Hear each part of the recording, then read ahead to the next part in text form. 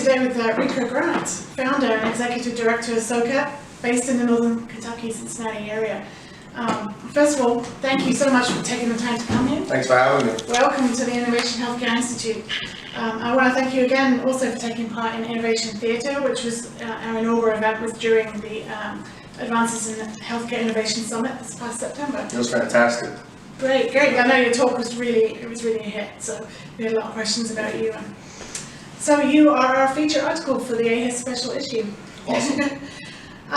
So before you spoke, I did not know what social capital was. So for people like me who didn't know that, how would you describe what social capital means to you? Yeah, I believe that when you're building businesses, support goes beyond money. Oftentimes entrepreneurs fall short of fundraising and they feel like that's what is a key indicator in their business failing. Social capital are the things beyond the money. It's the coaching, the mentoring, the connections, most importantly, which is something we're really heavy on with SoCap Accelerator. The ability to tap in faster, right? So a connection that typically would take 6 months, how can we make it happen in 6 weeks, right? And finding ways to be innovative for companies to scale and grow, leveraging really smart ecosystem resources, whether that's individuals, organizations, companies. So that's what we define as social capital, and what we've learned over the past, call it 2 years, is that it actually is a key indicator to businesses being successful faster. Amazing. So how important is that then to starting out any innovative business venture? I mean, I have limited experience, but I know, most people have kind of a sort of a set of skills, but you don't necessarily know what other skills are needed till you get into the thick of it. Yeah, I think entrepreneurship, specifically in the healthcare realm, it requires a sense of nimbleness, right? We need founders to be shifty. Things are changing rapidly, right? They're changing rapidly every day, specifically with healthcare due to the fact that we're in the midst of a global pandemic. Our program is designed to be fast, very fast paced. We understand that the more time that founders are in an accelerator program or raising capital, it's tough because their focus is off of the business and the product themselves.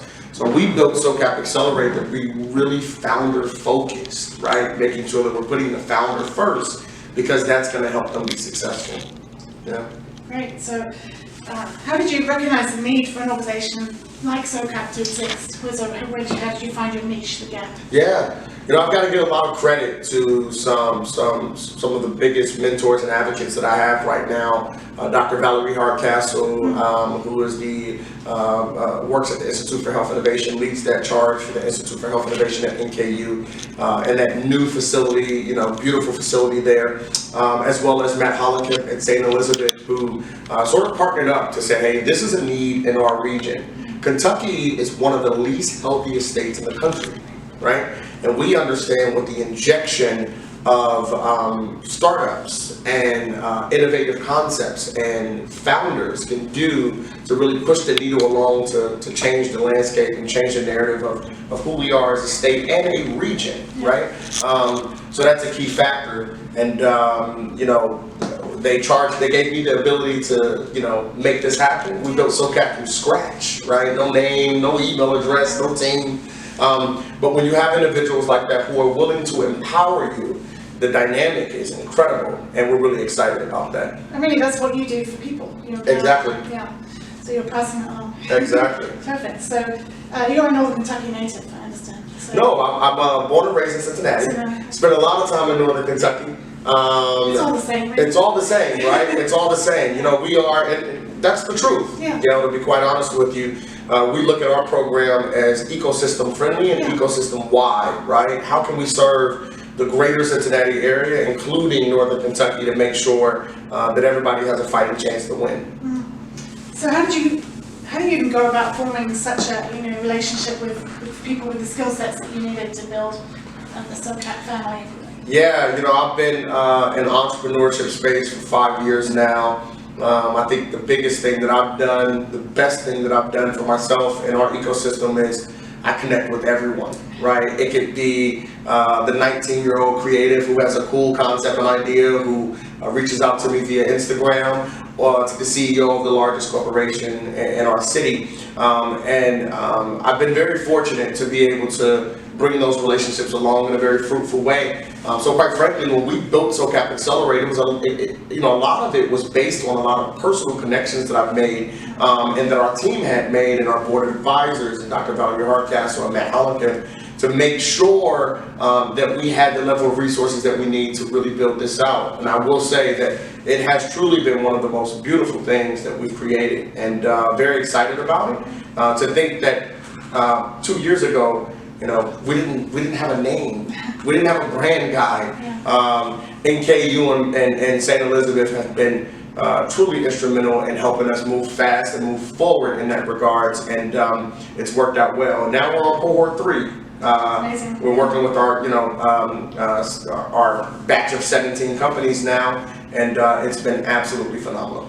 So were you able to existing contacts and networking? Yeah, I mean that is vitally important. Mm-hmm. Did you reach out to them? Or did they hear about you and reach out to you? You were combination of both. Proactive about it. Yeah, a combination of both. A lot of personal reach outs earlier on, leveraging folks that I had done business with over the course of the last 5 years, from accounting to legal to mental health professionals who can help founders understand the aspect of balance, right, and the importance of balance. We know that that's a big deal right now in entrepreneurship and in any industry or sector. After a while, we began to gain a little bit of traction, right? And we began to wake some folks up who maybe we couldn't get in touch with, or didn't know about our program, or we didn't know about them, quite frankly. Anytime I firmly believe this, anytime we're doing good work, it's noticed, and advocacy becomes very, very prevalent. Mm-hmm. Yeah, I agree with you there. Are there any gaps you'd like to fill? Do you have any gaps in your expertise, your advisory board you'd like to fill, and you could talk about it here, and maybe we can attract some Sure. people? My entire life is revolved around identifying the gaps and finding ways to fill them. I would be naive to say that specifically with SoCap Accelerate that we are complete. We're still learning and identifying ways to be innovative and make sure that we can support these groups. And the reality is that you can never have enough resources, right? We've got great legal partners that help founders. We've got a great accounting partner that helps founders. We've got great marketers and PR professionals and product developers. So across the board, it may seem as we're complete, but we simply need more. If we're going to impact more founders and have a true impact on where we stand as a region as it pertains to health innovation, we need more. So individuals who want to be involved with SoCap Accelerate, organizations who want to be involved with SoCap Accelerate, we certainly encourage that that they reach out or be open to us reaching out. Yeah, we'll have your contact information in there. Absolutely. So yeah, if anybody wants to reach out, you've just been invited. Yep, bring it on. Yeah. Bring it on. So give us an idea of how SoCap works. Let's walk us through. There's a small company that's identified you as a potential resource. How do they then engage with SoCap Accelerate? It's a fantastic question. Our program is 6 weeks. We call it 6 weeks long and strong. We attack right away. That's a big difference between SoCap Accelerator and what we've seen with the traditional accelerator model. Typically, Gail, accelerators could be 12 weeks, 16 weeks, 20 weeks. We wanted a swift program. We wanted a program that we can immediately inject into the most vulnerable aspect of your business. I've been in accelerators before. I'm a founder. I've created businesses, and I've always thought that they were maybe a bit too long for a founder like myself who's in the weeds and trying to get sales and attract customers. So 6 weeks long. In that 6 weeks, we screen those companies and we identify on a weekly basis what are your most pressing issues. Where are you feeling vulnerable, right? And we attack. We attack that way, and we leverage our advocate network, which is what we call our mentor bank, right? Mentor is a term that's widely overused, so we say advocates because we want people to continue to advocate for you after the 6 weeks. You're not just out of the program and you're alum and farewell and good luck. We continue to work with you throughout that time frame. During that 6 weeks, every company gets a white glove service, right? There's There's one-on-one programming with me as executive director. There's one-on-one programming and meetings set up with our advocate network. You're meeting venture capitalists. You're meeting angel investor groups, and it's all based on your need. So not all companies get the same experience. They get the experience they need and deserve for the growth and scale potential of their business. It's very tailored to the end. Absolutely, has to be. It's fantastic. So we heard a little bit about some of the companies that are working with you at Innovation Theatre this past September. Yeah. Would you care to highlight one or two of the successes? Yeah, so we're working with a great company, Safeway Technologies right now, which is, the CEO is a guy who I know very well, Trayvon. He's in our cohort 3, and they're building a wearable technology for the deaf and hard of hearing community.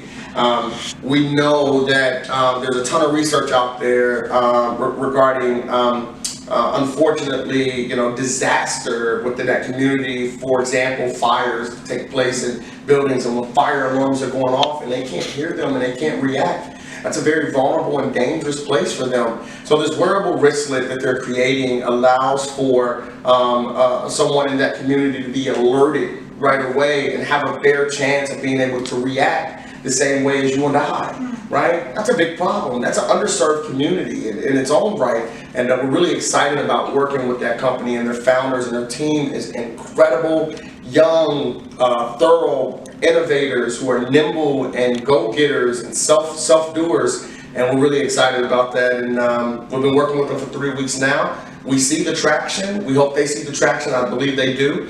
And we've got another 3 weeks to continue to attack. And we'll continue to work with them after that. Yeah, and Trayvon and his team presented at Innovation Theatre, and everybody was really impressed. Absolutely, they are impressive. So very young. Yeah. It makes me feel quite old. Trying to keep me from taking my job, so. So, as you mentioned earlier in your profile online, you describe yourself as a serial entrepreneur, which I love. Tell us a bit about that and about some of your other ventures, Palooza Noir. Yeah. Well, actually, it's weird. Someone else described me as that, right? So I said, well, that sounds good, because it's always difficult for me to explain what it is that I do, right? SoCap Accelerator is a venture of mine. It's my day job, right? I'm an employee of Northern Kentucky. It's my innovative and my own innovative concepts. There's no better place to learn entrepreneurship than from entrepreneurs. And I think specifically Institute for Health Innovation at NKU has really honored that. Palooza Noir is a company that I created to really enhance and enrich the lifestyles of Midwestern Black professionals. For one reason and one reason only, we were losing and are losing talent at an alarming rate, right? Folks come here and they come from the HBCUs or other universities, and they come and work for the large corporations. They get 3 to 5 years of work experience, and they're off to Atlanta, and they're off to DC, and they're off to LA. And I was wondering, hey, how can we find ways to keep that talent? One of the gaps that we saw is that we need to show that community that the greater Cincinnati is not only a good place to live and work, but also play. So what we do is we do several activations throughout the year, from arts and culture activations to concerts and block parties wrapped around important holidays for Black and brown people, such as Juneteenth. And we give them the opportunity to not feel the need to go elsewhere to get that energy and connect with people who look like them, but to get it right here at home, and it's been wildly successful. That's Palooza Noir. I've got another venture gallery at Gumbo, which is a barbershop art gallery collaboration right at OTR, right? We're really excited about that. It's new, just opened in April. And what we've done is we've created a way to pair the barbershop experience with the art gallery experience in a very inclusive and diverse way for the greater good of bringing together conversations amongst people who don't look or think the same. And it's worked out beautifully. Amongst some other things that are coming up on the back half of the year and early next year, but it's all been really fun, and it all sort of ties together in a unique way. Yeah, I think it all does, and then keeping people here and giving them a reason to want to live in Cincinnati. Absolutely. I came here 22 years ago for 2 years. Nice. And I'm still here. And you're still here. There you go. It's I'm a scientist, and so this is a fantastic place for doing innovative science. It's a hidden city, I believe. Absolutely. I think it is, and I really, I see it too in science. People come here and they spend a few years and then they go to Boston. Yeah. Somewhere like that. And Absolutely. It's right here. You can Absolutely. be a big fish in a medium-sized pond right Well, here. listen, I'm wearing a hat to read Solar Funds, and this is a company that's ran by a friend of mine who came to Cincinnati to build his company. Now lives in Los Angeles, and this company is they're targeting predatory lending, right? Oh, yeah. And providing micro lending loans to individuals who typically wouldn't be able to get institutionalized investment or loans for small dollar amounts under $1,000. You know, they went to Los Angeles because it made sense as a fintech company to be in that area. Right.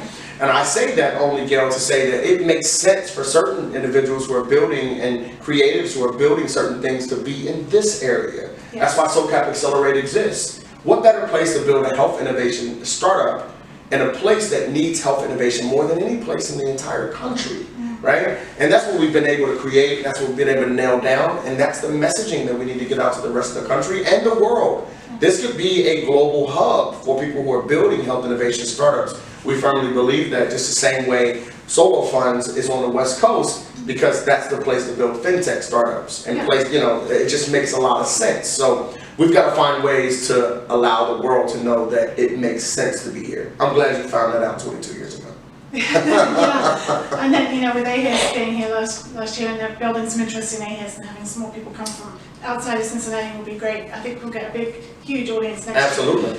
So we're very aware and proud that Cincinnati is becoming a hub for innovation, and has been for a long time. Sure. Since the prelude to that has been around for a long time. Absolutely. Of all kinds, but particularly in healthcare. So what are your thoughts on the future of North Kentucky and Cincinnati? I mean, you've just mentioned some of them. Yeah, you know, I think the future of this city looks like identity, a true identity in the startup culture, understanding that, you know, we don't have to create the next Facebook or Google, right? But there are some innovative concepts that are here already and want to come here in the near future that we've got to retain, and we've got to adopt, and we've got to be early adopters, right? You know, people always rag our region on being behind or being slow, and I don't think that's the worst. First of all, I'm not sure if that's true, but even if it is being slow, I don't think that's the worst thing in the world, right? It allows for us to be able to analyze and review things the way we need to in order to help. I think Cincinnati and the greater Cincinnati area, Northern Kentucky specifically, you know, NKU, for example, is only 50-something years old, right?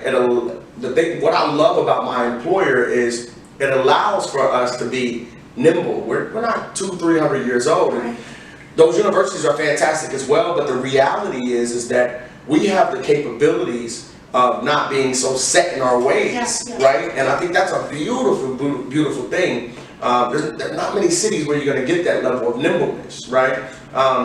Also, I think the biggest thing, you know, moving forward is for founders, specifically those in the startup culture, health, innovation, fintech, software as a service, whatever that is, once we grab a hold along, we do not let go. We're a very family, deep-rooted sort of town, and I think in the innovation space, that's incredibly valuable. So yeah, it gives, again, people a reason to stay here and want to come here. We want to see them win. We do. Yeah. I've always felt supported in Cincinnati personally, but also as, you know, as a healthcare researcher, it's a great place to be. Absolutely. In general.